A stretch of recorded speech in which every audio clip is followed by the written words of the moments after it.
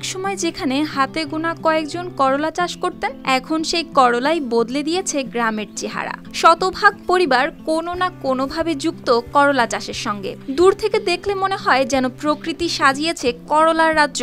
এই দৃশ্য এখন জয়পুরহাটের খেতলাল উপজেলার হাট শহর বাখরা, মুনঝাড়, কলিঙ্গা, ঘুঘুইল, কুসুম শহর, আটিদাসরা আর কেনিয়াপাড়ার গ্রামে প্রতিদিনের চেনা ছবি। স্থানীয়রা এখন গর্ব করে বলেন, এ শুধু তাদের গ্রাম নয়, এ যেন করলার গ্রাম। আজ থেকে 20-25 বছর আগে থেকে আমার বাবা করলা চাষ করতে এখানে। এখন আসে অনেকে আমার বাবার দেখা দেখি করলা চাষ করে অনেক লাভবান। আমাদের গ্রামটা এখন করলার গ্রাম বললেও চলে। তুলনামূলকভাবে অন্য ফসলের চেয়ে করলার ফলন বেশি, এতে সেচ খরচ কম, রোগ বালাইও নেই বললেই চলে। আর তাই প্রতিদিনই নতুন কৃষক যুক্ত হচ্ছেন এই চাষে। ধান আর আলু প্রধান উপজেলার প্রায় 50 হেক্টর জমিতে এখন করলার সবুজে ভরপুর।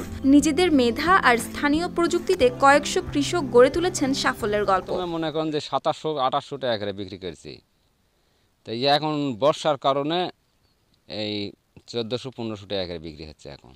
কৃষকরা জানালেন, 1 বিঘা জমিতে করলা চাষে খরচ হয় 60 থেকে 70 হাজার টাকা। ফলন ভালো হলে বিক্রি হয় প্রায় 2 লাখ টাকার উপরে। রোপণের 2 মাসের মধ্যেই তোলা শুরু হয়, আর টানা 5 মাস চলে করলা সংগ্রহ।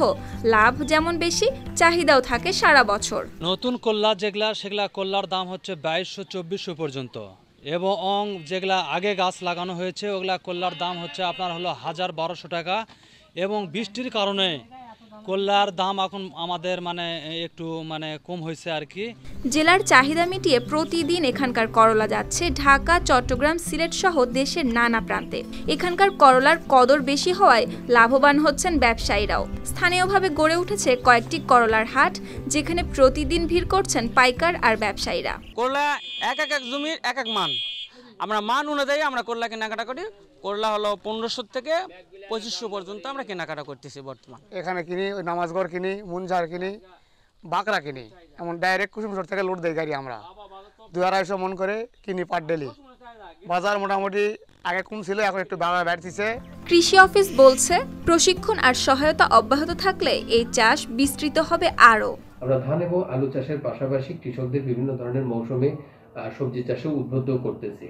তাই প্রেক্ষিতে কৃষকরা এবছর করলা চাষ করে বেশ লাভবান হয়েছেন, এবং করলা চাষের ক্ষেত্রে বিভিন্ন ধরনের পরামর্শ আমরা কৃষকদেরকে নিয়মিত প্রদান করছি। করলা চাষ শুধু কৃষকদের মুখে হাসি ফোটায়নি, তৈরি করেছে কর্মসংস্থানও। কৃষি বিভাগের সার্বিক সহযোগিতা আর কৃষকদের দক্ষতা বাড়াতে প্রশিক্ষণ পেলে এই সাফল্য ছড়িয়ে পড়তে পারে আরও বহুগুণ। News desk, RTV।